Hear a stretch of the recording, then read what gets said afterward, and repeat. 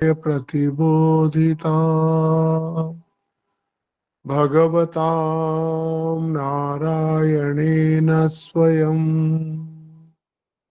व्यासेन ग्रथितां पुराणमुनिना मध्ये महाभारतम् अद्वैतामृतवर्षिणीं भगवतीम् अष्टादशाध्यायिनीम् अम्ब त्वामनुसन्दधामि भगवद्गीते भवद्वेषिणीम् वसुदेवसुतं देवं कंसचानूरमर्दनं देवकी परमानन्दं कृष्णं वन्दे जगद्गुरुम् मूकं करोति वाचालं पङ्गुं लङ्घयते गिरिं यत्कृपातमहं वन्दे परमानन्दमाधवम्। আমাদের গীতার কর্মযোগে ভগবান বোঝালেন, দেখো জীবের এই ফ্রিডমটা আছে যে ও নিজের লাইফস্টাইল নিজে চয়েস করতে পারে। লাইফস্টাইল কোনটা কোনটা? একটা কাঁচা আমি লাইফস্টাইল, আর একটা হচ্ছে পাকা আমি লাইফস্টাইল। কাঁচা আমিতে থেকে তুমি বাঁচতে চাও? কাঁচা আমিতে থেকে বাঁচার মানে কি? শরীর, মন, এইটাকে যে আমি বলে মনে করে সেটা হচ্ছে কাঁচা আমি। শরীর আর মন দুটোই দেহ, এটা মনে রাখবেন। শরীরটা স্থূল দেহ, মনটা সূক্ষ্ম দেহ, কিন্তু মনটাও একটা শরীর, সূক্ষ্ম শরীর বলে মনকে। মনের মধ্যেই 17টা অবয়ব আছে। যখন বেদান্ত পড়া হবে, বেদান্ত সারটার, তখন দেখবেন তার মধ্যে বলবে যে মন, বুদ্ধি, চিত্ত, অহংকার, এই 4টে অবয়ব, কর্মেন্দ্রিয় 5টা, জ্ঞানেন্দ্রিয় 5টা, পঞ্চপ্রাণ এই 19টা।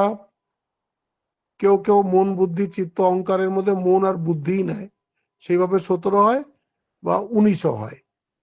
19টা কম্পোনেন্টও বলা যেতে পারে বা 17টা কম্পোনেন্টও বলা যেতে পারে। এইটা হচ্ছে সূক্ষ্ম শরীর, এটাও শরীর। এটার সূক্ষ্ম এই জন্য বলা হয়, এটা আছে বুঝতে পারা যায় কিন্তু লোকেট করতে পারা যায় না। প্রাণ কোথায় আছে আমরা জানি না, মন কোথায় আছে জানি না, কিন্তু এটা জানি আমার প্রাণ আছে, আমার মন আছে, আমার ইন্দ্রিয় আদি আছে, সব আছে, আমরা বুঝতে পারি। তো যে এই শরীর আর মনকে আমি ভেবে থাকে সেটা হচ্ছে কাঁচা আমি। আমি বুঝিয়েছিলাম ওই যে সেই এক কনসাসনেসের লাইট, সেই ব্রহ্মর লাইট বা আত্মার লাইট, সেটা শরীরেও পড়ছে, মনেও পড়ছে, বুদ্ধিতেও পড়ছে। শরীরে পড়ে সেটাকে পারসিভার বলে, মনের ওপরে পড়ে ফিলার বলে, বুদ্ধির ওপরে পড়ে থিঙ্কার বলে। যখন সে পারসিভার তখন তো অবজেক্টস দেখে, জাগ্রত অবস্থায় অবজেক্টস। যখন সে ফিলার তখন সে ইমোশনস দেখে। এই যে আমরা সারাদিন ইমোশনাল হয়ে থাকি, কোনোটা ভালো লাগে, কোনোটা ভালো লাগে না, কোনোটা রাগ হয়, কোনোটা অপমান হয়, এই ইমোশনস। আর থিঙ্কার, যখন সে থিঙ্ক করে অ্যাবস্ট্রাক্ট, তখন সে হয়ে গেল থিঙ্কার। তো এক ব্রহ্মের আলোয় মন, বুদ্ধি, শরীরের উপরে পড়ে তার এরকম ফাংশন হচ্ছে। বেদান্তে আসবে, মনে করে নাও এই শরীরটা একটা বড় ঘট। ওই এতে আসবে, ওই শ্লোকটার নাম কি এখন মনে পড়ছে না, যা হোক, দক্ষিণামূর্তি স্তোত্রম। দক্ষিণামূর্তি স্তোত্রমে একটা শ্লোকই আসবে শঙ্করাচার্যের, যে মনে করে নাও একটা বিরাট ঘট রাখা আছে, আর বিরাট ঘটের ভেতরে একটা মহান আগুন জ্বলছে। আর সেই আগুনটা ওই ঘটের মধ্যে কয়েকটা ফুটো আছে, সেই আলোটা সেই সেই ফুটোর মধ্যে থেকে বেরোচ্ছে, যেরকম ফুটো সেই রকম আলো। তো ওইগুলোই চোখ হয়ে বেরোচ্ছে, কান হয়ে বেরোচ্ছে, নাক হয়ে বেরোচ্ছে, ইমোশনস হয়ে বেরোচ্ছে, সব ওই মহাঘটের ভেতরে যে আলোটা আছে সে আলোটাই এইভাবে প্রকাশিত হচ্ছে। তো একটা জীবন হয়ে গেল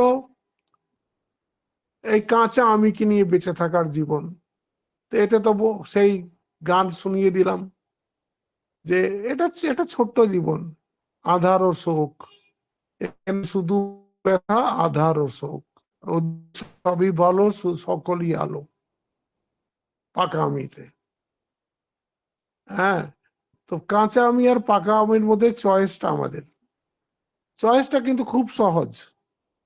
আমি আমার লাইফস্টাইলটা কেমন করব, সবসময় যদি ছোট্ট একটা কুপমণ্ডুকের মতন থাকি তাহলে কাঁচা আমিতে আছি, আর যখন বিরাট আত্মার সাথে আমি যখন এক হয়ে আছি তখন আমি পাকা আমিতে আছি।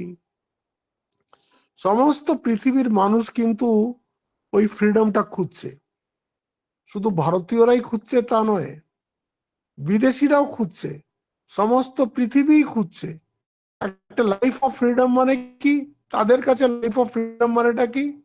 তাদের কাছে লাইফ অফ ফ্রিডম হচ্ছে ফ্রিডম অফ স্পিচ, বলবার স্বাধীনতা আমাদের থাকা উচিত। সে যেই গভর্নমেন্ট থাকবে, সে কত বড়ই ডিক্টেটরশিপ হোক না কেন, তাদের এগেনস্টে রিজেন্টমেন্ট হয়, আমাদের বলবার অধিকার দেওয়া হয়নি একটা। আর যেমন ইচ্ছে ভাবে আমরা বাঁচতে পারি, যা ইচ্ছে পড়বো, হয়তো ন্যাংটো হয়েই ঘুরবো, তাতে তোমাদের কিছু বলার থাকবে না, ইটস এ ফ্রি কান্ট্রি। ওরা এইটাকে ফ্রিডম ধরেছে। কথা বলার এই সেটাকে বলা হয় যথেচ্ছাচার।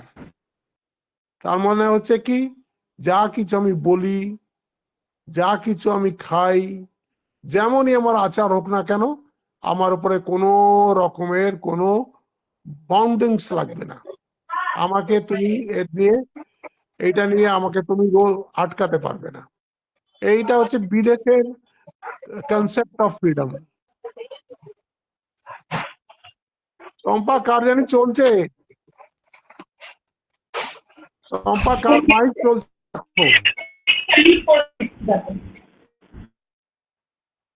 এইটা হচ্ছে সারা বিশ্বের কনসেপ্ট অফ ফ্রিডম। আর যখন স্বামীজি আজ থেকে 125 বছর আগে ওয়েস্টে গেছিলেন, তখন ওদের লাইফস্টাইল দেখে, ওদের থাকা টাকা দেখে তখনই বুঝতে পেরেছিলেন যে এই পুরো ওয়েস্টার্ন কালচারটা তো একটা বমের উপরে বসে আছে, এর পতন অবশ্যম্ভাবী, এ ফাটবেই ফাটবে, এরম ভাবে চলতে পারে না। একটা promiscuous society, intelligent society, open sex society, নিউডিটির সোসাইটি ফ্রিডমের নামে, বলে বেশি দিন চলতে পারে না।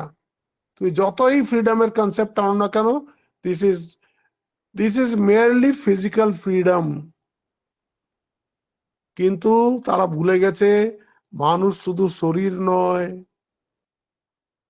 মানুষের একটা মনও আছে, মানুষের একটা বুদ্ধিও আছে, তার ইমোশনাল ফ্রিডমও দরকার, ইন্টেলেকচুয়াল ফ্রিডমও দরকার।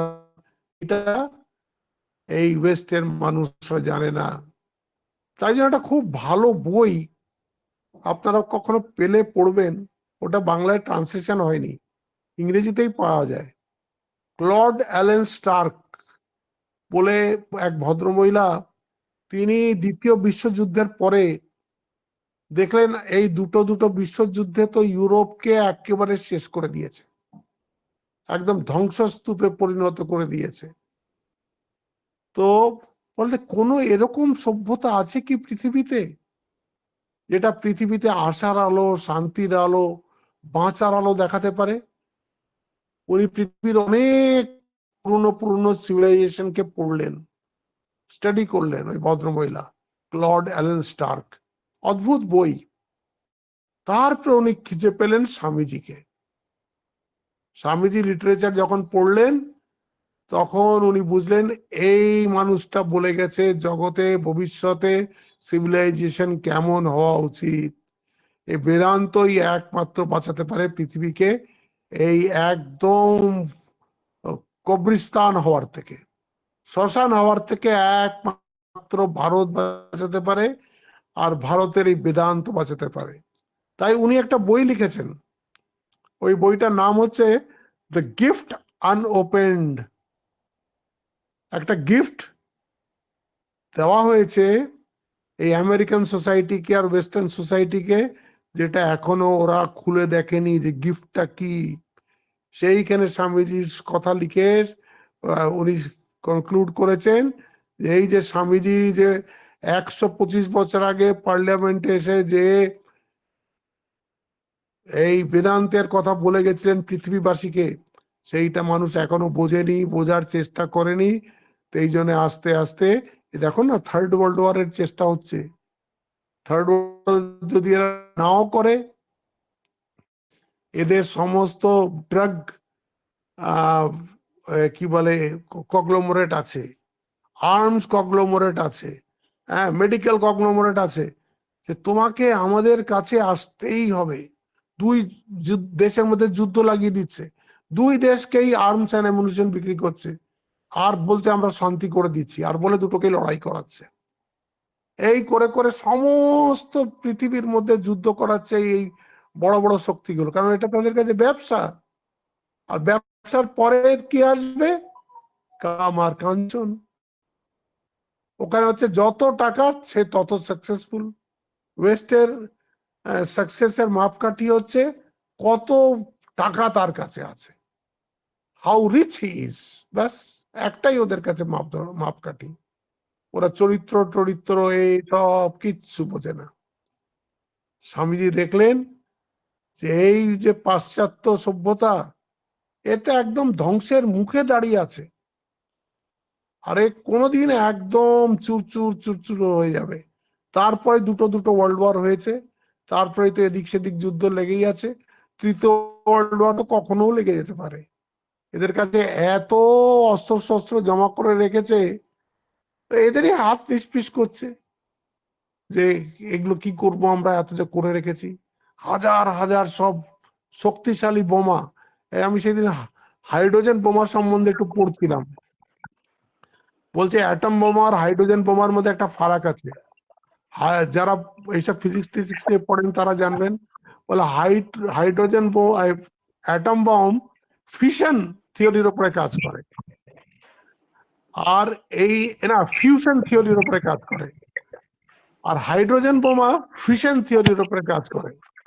একটা হাইড্রোজেন বোমা ফাটানো মানে 1000 কিলোমিটার রেডিয়াসের মধ্যে সব শেষ করে দেবে। 1000 কিলোমিটার রেডিয়াসের মধ্যে কিচ্ছু থাকবে না। এরম কত হাইড্রোজেন বোমা আর অ্যাটমিক বোমা, নানান রকমের বোমা এরা সব বানিয়ে রেখে দিয়েছে। এই পৃথিবীটাকে বলে কয়েকবার ধ্বংস করা যাবে, এত বোমা এরা বানিয়ে ফেলেছে। কিসের জন্য? In search of security. আমার কাছে যদি এইরকম বোমা থাকে, তাহলে আর আমার উপরে কেউ করতে পারবে না, চোখ রাঙাতে পারবে না, আমার কাছেও বোমা আছে। এই করে করে পৃথিবীর 10-15টা দেশ আছে, তারা সব বোমা জমিয়েছে। তারপরে তাদের খুব চিন্তা, ইরান কেন বোমা জমালো, এ তো কোনোদিনও চালিয়ে দেবে। এখন ইরানকে ঠেকাচ্ছে, তারা জমাচ্ছে, ইরানকে ঠেকাচ্ছে তুমি এটা বন্ধ করো।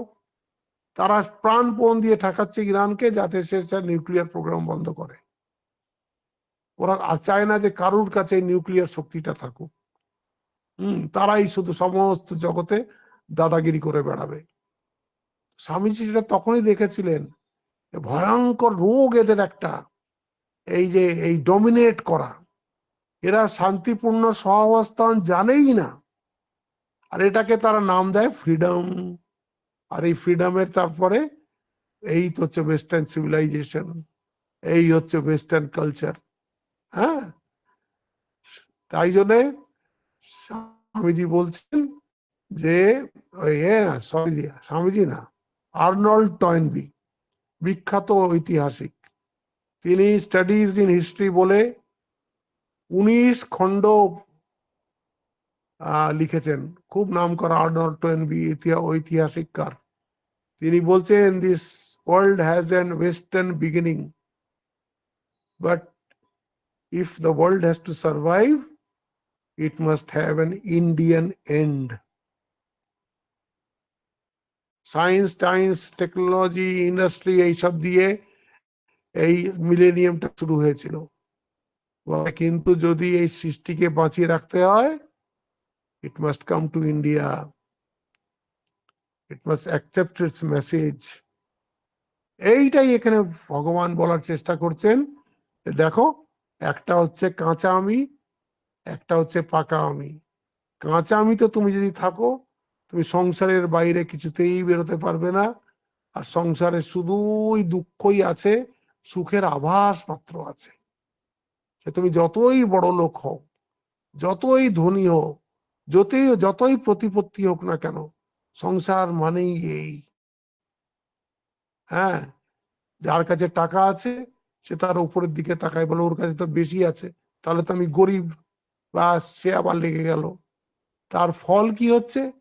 এই কামাচার, কাম ভক্স, কাম বদ। যেমন ইচ্ছে খাবো, যা ইচ্ছে বলবো, যেমন ইচ্ছে থাকবো। এই হচ্ছে টাকার খেলা, আর কিচ্ছু নেই, আর টাকা বলে কিচ্ছু নেই।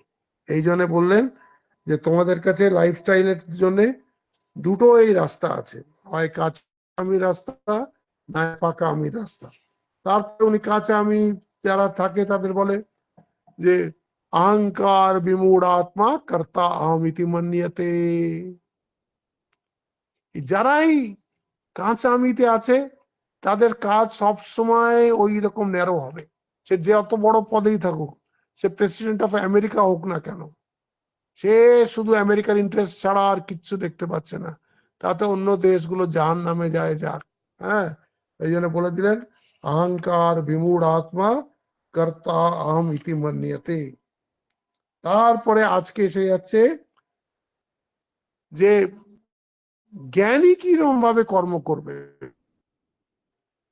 বলছে দুটো দেখো, অজ্ঞানী কর্ম করে সুখের জন্য, অজ্ঞানী কর্ম করে সুখের জন্য, আর জ্ঞানী কর্ম করে আনন্দে। ও সুখ পাবে বলে কর্ম করছে অজ্ঞানী, ছোটাছুটি যা করছি আমরা, সুখ পাবো, সুখী হব। হ্যাঁ, সেটা বড় স্ফিয়ারেও হতে পারে, কিন্তু এই, আর যে জ্ঞানী কর্ম করে সে করে আনন্দে। তার করার পেছনে পাওয়ারও কিছু নেই, না করলে হারিয়ে যাবে এরমও কোনো ভয় নেই, কিন্তু উনি আনন্দে কাজ করছেন। তো ওর কর্মটাকে বলা হবে, অজ্ঞানীর কর্মটাকে এই জন্য বলা হচ্ছে তোমাকে কর্মযোগ করে চিত্ত শুদ্ধি হতে হবে। অজ্ঞানীর জন্য হচ্ছে চিত্ত শুদ্ধি, আর জ্ঞানীর কর্ম হয়ে যাবে লোক সংগ্রহ। সে একটা সোসাইটি এক্সাম্পল, এই জন্যে তাকে অ্যাজ এক্সাম্পল এমন কর্ম করতে হবে। এই জন্য দেখবেন এই মহাপুরুষদের কর্ম সাধারণ মানুষ বুঝতে পারে না, সমালোচনা করে। আজকেও এত বছর পরেও রামের চরিত্রের সমালোচনা হয়, কৃষ্ণের চরিত্রের সমালোচনা হয়, এরকম অনেক চৈতন্য মহাপ্রভুর চরিত্রের সমালোচনা হয়। কি করে তোমরা বুঝবে তাদের মনটা কোথায় আছে? তারা তো বড় আমিতে বসে আছে, বড় আমিতে বসে তারা ছোট আমিটাকে দেখছে। ওরা ছোট আমিটাকে তো ইম্পর্টেন্স দেয় না, কিন্তু ব্যবহার তো ওদেরকে এই জগতেই করতে হবে। ব্যবহার এই জগতে করবে, কিন্তু বসে আছে বড় আমিতে। তার কর্ম আপনারা কি করে বুঝবেন বলুন? যার মনটা বিশ্ব ব্রহ্মাণ্ড জুড়ে আছে, তার দুঃখ, তার কষ্ট, তার চিন্তা। আর আপনি একটা শরীরের মধ্যে বসে আছেন, একটা শরীরকেই সমস্ত মনে করে আছেন। আপনার দুঃখ কষ্ট একদম আলাদা তার দুঃখ কষ্ট থেকে। কিন্তু আমরা সেটা বুঝতে পারি না, আমরা বোকার মতন এই মহাপুরুষদের সমালোচনা করি। এখানে বলছেন তত্ত্ববিত্তু মহাবাহো গুণকর্ম বিভাগয়, যে তত্ত্ববিদ, যে সমস্ত তত্ত্ব নিজের সামনে দেখতে পাচ্ছেন, সে দেখে এ তো সত্য রজ তম, এই তিনটের খেলা চলছে, এই তিনটে ছাড়া তো প্রকৃতিতে আর কিছু নেই। সত্য সত্য বেশি হলে শান্তি হবে, রজ বেশি হলে অ্যাক্টিভিটি হবে, তম বেশি হলে আলস্য হবে। ও বলছে তত্ত্ববিত্তু মহাপাহ গুণকর্ম বিভাগয়, এই সত্য রজ তম, এই গুণ আর কর্ম হিসেবে সমস্ত হচ্ছে। তাই বলছে কি গুণাগুণেষু বর্তন্তে। দেখুন এখানে লেখা আছে বর্তন্ত, এটা মনে রাখবেন, এখানে হচ্ছে কিন্তু ওটা বর্তন্তে, কিন্তু পরে ইতি আছে বলে এটাকে বলা হবে, এখানে সন্ধি হবে না, এই জন্য ওটা বর্তন্ত হয়ে যাবে। ইতি মত্বা ন সজ্জতে, গুণা গুণেষু বর্তন্ত ইতি মত্বা ন, গুণ গুণের খেলা খেলছে। আমি তো একদম কনসিয়াসনেস, যে বড় আমিতে বসে আছে সে সব গুণের খেলা দেখছে। এই কাঠপুতুলের নাচ হতো আগে ছোটবেলায়, বাচ্চারা মনে করতো সত্যি সত্যি বোধহয় কাঠপুতুল গুলো নাচছে, সত্যি সত্যি নাচছে। বড়রা জানতো যে পেছনে একটা লোকের আঙুলে সব দড়িগুলো বাঁধা আছে, আর পেছনে কালো স্ক্রিন বলে ওই কালো দড়িগুলো দেখা যাচ্ছে না, ওরা আঙুল দিয়ে এরকম করে নাড়াচ্ছে বলে এই সব নড়ছে, বড়রা জানতো। সেই ঠাকুরের গল্প আছে না, বলছে শিবুদা আর ঠাকুর বসে আছে একটা রুমের মধ্যে, আর খুব জোরে মেঘ ডাকছে, তো ছোট মাঝে মাঝে শিবুদা মাথাটা বাইরে করছে, খুড়ো চকমকি ঝাড়ছে, চকমকি ঝাড়ছে বলছে। বলছে সেই ছোট বাচ্চা 3 গুণের বশ নয়, বলছে ফড়িং ধরতে যাচ্ছে, তখন ঘাসের মধ্যে একটু আওয়াজ হয়েছে, ঘাসকে বলছে এই চুপ চুপ চুপ চুপ। দেখুন সে ওটাকে একদম সত্য মনে করছে। আমরাও যারা দেহাভিমানী, আমরা এই জগতের এর মধ্যে তত্ত্ববিদ দেখতে পাচ্ছি না, এখানে গুণ গুণের সাথে খেলা করছে সেটা দেখতে পাচ্ছি না, এই জন্য আমরা এর মধ্যে অ্যাটাচ হয়ে যাচ্ছি, সংসারের মধ্যে অ্যাটাচ হয়ে যাচ্ছি, সিনেমা দেখে অ্যাটাচ হয়ে যাচ্ছি, সিনেমা দুঃখর সিন এলেই কান্না লাগিয়ে দিচ্ছি, অ্যাটাচ হয়ে যাচ্ছি। এখানে বলছে গুণা গুণেষু বর্তন্তে ইতি মত্বা ন সজ্জতে। হে মহাবাহু অর্জুন, কিন্তু সত্য রজ তম এই 3 গুণ এবং ইহাদের পরিণাম, যে বুদ্ধি অহংকার ইন্দ্রিয় দেহাদি বিভাগ, আর প্রকৃতির তৎপরিণাম পৃথক পৃথক কর্ম, যে দর্শন স্পর্শন চিন্তা গমনাগমন ইত্যাদি, এই গুণ বিভাগ ও কর্ম বিভাগ তত্ত্ব তিনি যিনি জানিয়াছেন, তিনি সত্য রজ তম বুদ্ধি অহং ইন্দ্রিয়াদি গুণসমূহ, যে রূপ রসাদি বিষয়সমূহকে ভোগ করিতেছে, ইহা জানিয়া প্রকৃতি তার পরিণাম ও তাহাদের কর্মে অহংকর্তা এই অভিমান করেন না। সব যেন গুণা গুণেষু বর্তন্তে, সব গুণগুলো নিজের মধ্যে খেলা করছে, কখনো সাত্বিক গুণ প্রবল হচ্ছে, কখনো রাজসিক গুণ প্রবল হচ্ছে, কখনো তামসিক গুণ প্রবল হচ্ছে, কিন্তু যিনি গুণাতীত হয়ে বসে আছেন তিনি একদম দ্রষ্টা স্বরূপ। এইটা হচ্ছে জ্ঞানীর দেখা।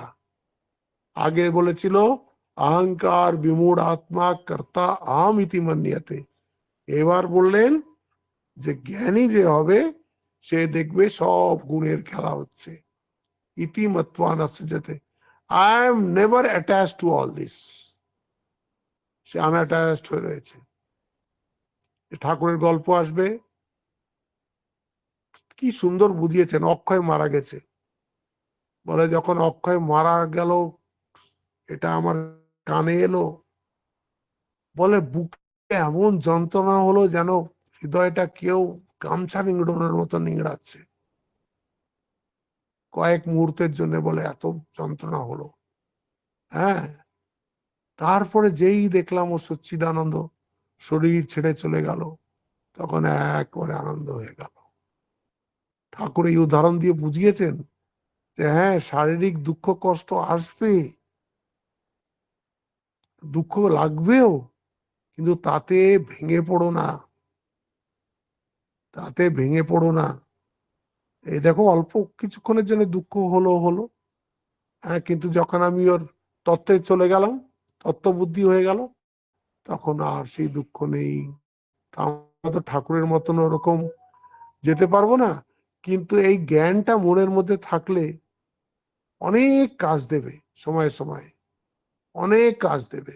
আপনার যখন শরীরের কষ্ট আসতে পারে, কালকে যাদের ভালোবাসেন তাদের কষ্ট আসতে পারে, যেটা আপনাকে বিহ্বল করে দিতে পারে, তখন এই জ্ঞানটা যদি একটু মনে থাকে তাহলে কাজে আসবে।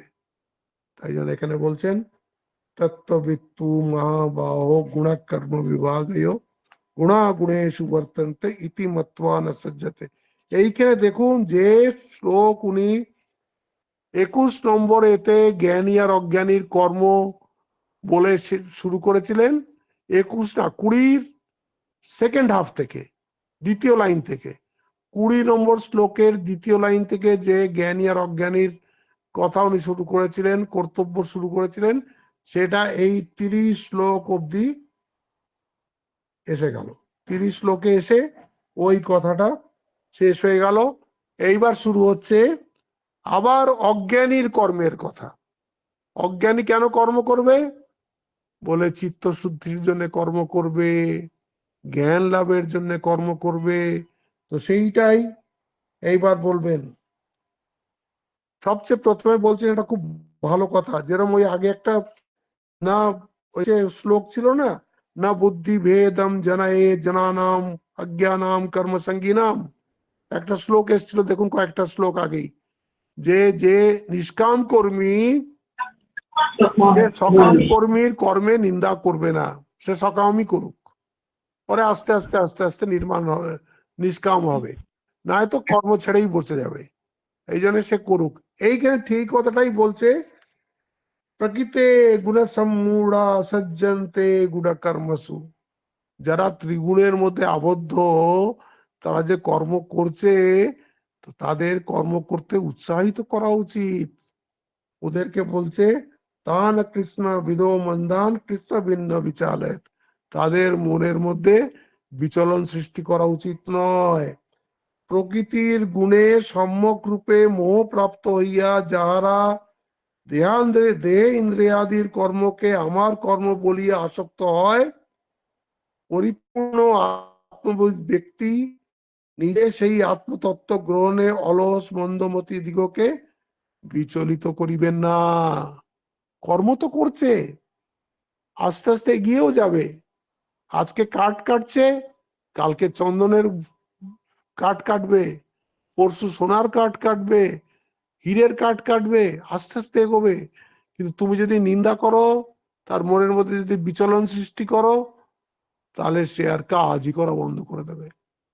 হ্যাঁ, এই জন্য তাকে এরকম বড় বড় জ্ঞানের কথা বলতে নেই, যেখানে সেখানে গীতার কথা বলতে নেই।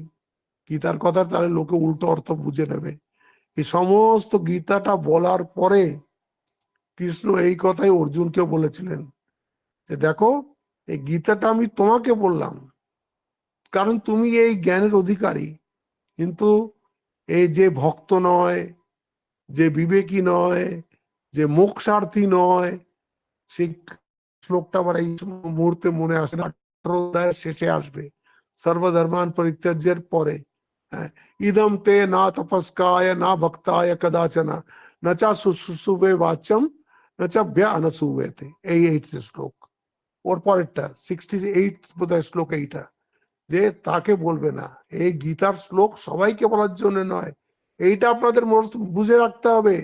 এটা হচ্ছে মোক্ষ শাস্ত্র, এটা হচ্ছে এই যে আমার দেহাভিমান থেকে আমাকে মুক্ত করার শাস্ত্র। যে এই দেহ খাঁচার থেকে মুক্ত হয়ে পাকা আমিতে বাস করতে চায়, তাকে শিক্ষা দিচ্ছেন ভগবান। কর্ম করার থেকে বিরত করছেন না। ভগবান বলবেন সর্বধর্মান পরিত্যাজ্য মাম একম শরণম ব্রজ আহম ত্বা সর্ব পাপেভ্যো মোক্ষয়িষ্যামি মা শুচা। হ্যাঁ, বলবেন শেষে এই কথা বলবেন, তারপরে ওই শ্লোকটা বলবেন ইদম তে না তপস্কায় না ভক্তায় কদাচনা। যার তপস্যা নেই তাকে বলবে না, যে ভক্ত নয় তাকে বলবে না। হ্যাঁ, না তপস্কায় না ভক্তায় কদাচন নচা শুশ্রূষবে বাচ্যম। যে কি বলে সেবা রূপে অপরের সেবা করেনি, হ্যাঁ, আর যার মধ্যে অনেক ঈর্ষা দেশ আছে, এরকম মানুষকে এই গীতা শোনাবে না। একদম 18th চ্যাপ্টারের শেষে ও ভগবান বলবেন এই কথা। তো এখানে এতক্ষণ অর্জুনকে বলে দিলেন যে দেখো, নিষ্কাম কর্মযোগ করবে, চিত্তশুদ্ধি হবে। চিত্তশুদ্ধি হলে তারপরে তোমার জ্ঞান লাভ হবে। জ্ঞান লাভ হলেও তোমার কর্ম থাকবে না, যদিও তুমি যদি না করো তাতেও কিছু অসুবিধা নেই। যেহেতু তুমি জ্ঞানী, তোমার দিকে লোকে চেয়ে থাকবে যে আদর্শ জ্ঞানী কি করে কাজ করে। তুমি তখন তাদেরকে লোক সংগ্রহার্থে কর্ম করা হবে। এই জন্য তিলক একটা বই লিখেছেন, খুব মোটা, আপনার পড়তে পারেন, এটা বাংলাতেও অ্যাভেলেবেল। এরে বাড়া জেলে বসে তিনি কোনো কাগজ নেই, পত্র নেই, ইয়া মোটা একটা গীতা লিখেছেন। আর বইটার নাম দিয়েছেন উনি গীতা রহস্য। বাল গঙ্গাধর তিলক। কি মানুষ ছিল সব আমাদের দেশে। কোনো বই নেই, পত্র নেই, রেফারেন্স বুক কিছু নেই, সব মেমোরি থেকে নিয়ে উনি কমসে কম 700-800 পাতার একটা মোটা বই লিখেছেন গীতা রহস্য। আর তাতে ইনি প্রমাণ করার চেষ্টা করেছেন গীতায় কর্মযোগের কথাই বলা আছে। গীতায় কর্মযোগের কথাই বলা আছে। এর মেন ইন্টেনশন হচ্ছে মানুষকে কর্মে সংলগ্ন করা। নাই তো কেন এই শ্লোক এলো, এইগুলো সব দিয়েছেন। এই যে জ্ঞানীর কর্ম, লোক সংগ্রহের কর্ম, সে কেন করবে? তার মানে কর্মের ইচ্ছে উদ্দেশ্য আছে, কর্ম ছাড়া থাকা যায় না। এইসব কথা সেখানে তিনি খুব ভালো করে পড়ে লিখেছেন। আপনারা যদি কেউ পড়তে চান, তিলকের গীতা রহস্য পড়তে পারেন, অদ্ভুত বই। সমস্ত ধর্মশাস্ত্রের মধ্যে উনি নিয়ে এসছেন, সমস্ত কিছু নিয়ে এসছেন ওটার মধ্যে। এখানে বলে দিলেন যে দেখো, হ্যাঁ, বলছেন অজ্ঞানীকে সাংখ্য জ্ঞানের উপদেশ করিবেন না। বলিবেন না যে তুমি বিশুদ্ধ আনন্দ স্বরূপ, তুমি চৈতন্য, তোমার কোনো কর্ম নাই। বলছে এটা অজ্ঞানীদের বলতে নেই।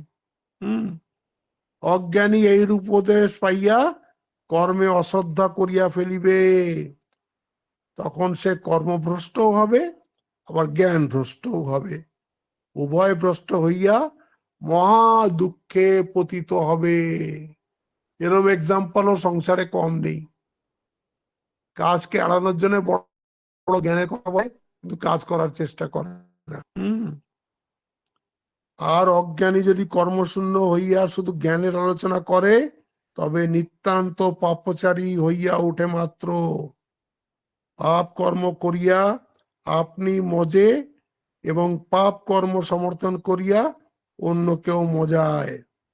বড় বড় জ্ঞানের কথায় লোক সমাজে প্রতিপত্তি লাভ করে। ইহাতে ইহাদের কুচরিত্র দুষ্ক্রিয়ার বহু সুবিধা ইহারা প্রাপ্ত হয়। ধর্মের নাম করিয়া মানুষ এই কারণে বহু পাপ করে। আরো ইহাদের নিজের অনিষ্টের কথা চিন্তা করো। কর্মত্যাগ জন্য ইহাদের চিত্তশুদ্ধি কখনোই হইতে পারে না। অথচ কর্মশূন্য জ্ঞানে ইহারা আত্মপ্রতারক হইয়া লোক প্রতারক হয়, লোককণ্টক হইয়া ওঠে। ইহারা আপনাদের সর্বনাশ করে এবং পরেরও সর্বনাশ করে। তাহলে অর্জুন জিজ্ঞেস করছে কি করা উচিত? ভগবান বলছেন অজ্ঞানীকে কর্মের উপদেশ দেওয়া উচিত, নিষ্কাম ভাবে কর্ম করানো কর্তব্য। যেমন কোনো ব্যক্তিকে যদি ভূতে পায় আর সেই ব্যক্তি যদি শতবারও বলা যায় যে তুমি ভূত নও, তুমি অমুক, তাতে তার যেমন ভূত ছাড়ে না, তেমনি অজ্ঞানীকে শতবার জ্ঞানের কথা বলো, বলো তুমি দেহ নও, তুমি মন নও, তুমি সেই সচ্চিদানন্দ ব্রহ্ম, তথাপি অজ্ঞানীকে ভূত কিছুতেই ছাড়িবে না। ভূত ছাড়াইবার জন্য যেমন ঔষধ মণিমন্ত্র আদি প্রয়োগ করা আবশ্যক, সেই রূপ অজ্ঞান ভূত ছাড়াইবার জন্য সরিষা পোড়া রূপ কর্ম করানো আবশ্যক। এইটা নিয়ে আমার হঠাৎ একটা গল্প মনে পড়ে গেল, সেই গল্পটা বলে আমি আজকে শেষ করব। 3-4 মিনিট আছে, হয়ে যাবে গল্পটা। একজন মহারাজ এর কাছে শুনেছিলাম নর্মদার তীরে, বলে তার কাছে একজন লোক এলো, সেও খুব শাস্ত্র টাস্ত্র পড়ে। সে জানে তার মামা খুব ভূত ছাড়াতে এক্সপার্ট, ভূত ছাড়াতে নাকি খুব সে এক্সপার্ট। এ তো খুব বেদান্তি, তো এর খুব ইচ্ছে হলো যে মামা কি ছাড়ায় একবার দেখবো। তো মামা গেছে, বলছে মামা তুমি নাকি ভূত ছাড়াও? বলে হ্যাঁ ছাড়াই তো, যখন কেউ আসবে ভূত ছাড়াতে তখন দেখবি আমি কেমন করে ছাড়াই। বলে তার 2-1 দিনের মধ্যে একটা ভূত নিয়ে এসে গেছে, যে এর ভূতে ধরেছে। তো বলে বাস আগুন জ্বালিয়ে সর্ষে টর্ষে পোড়া দিচ্ছে, ঝাঁটার বাড়ি দিচ্ছে, বেরো বেরো করছে, হ্যাঁ সেও বেরোচ্ছি বেরোচ্ছি করছে, এই করে বলে কিছুক্ষণে ও ঠিক হয়ে চলে গেল। তো বলছে যে তো মামা তুমি সত্যি সত্যি আমাকে বলো তো ভূত ফুত কিছু আছে নাকি, আর তোমার যদি ভূত ওর মধ্যে থেকেই থাকে তাহলে তোমার এই সর্ষে পোড়া দিয়ে ঝাঁটা মারতে কি করে যাবে?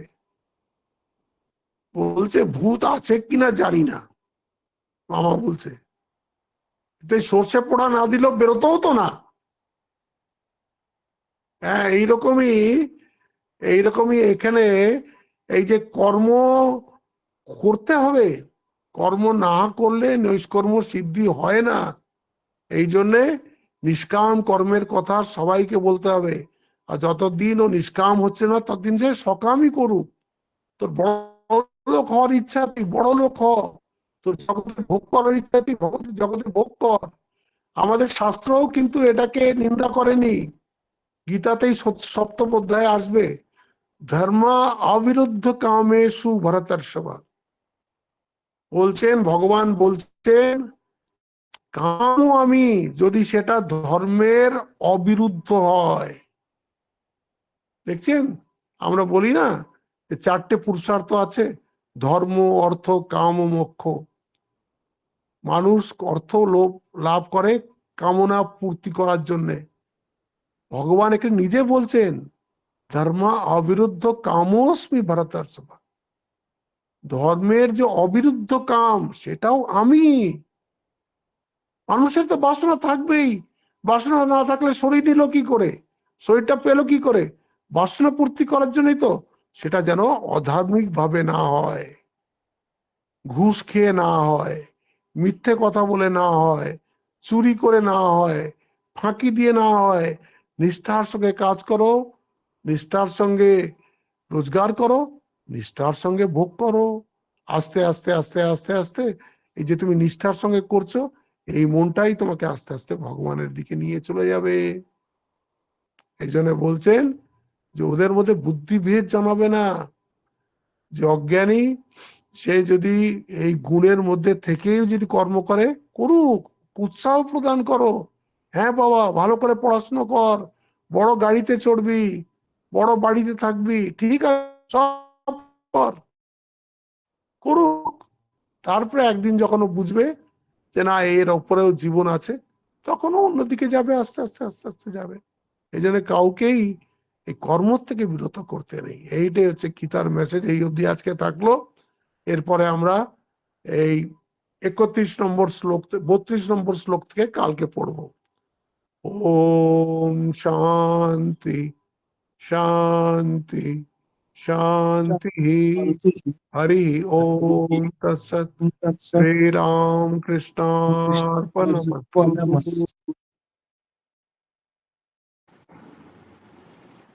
প্রণাম মহারাজ। প্রণাম মহারাজ। প্রণাম মহারাজ। প্রণাম প্রণাম মহারাজ। মহারাজ। প্রণাম মহারাজ। সবাইকে শুভরাত্রি। প্রণাম মহারাজ।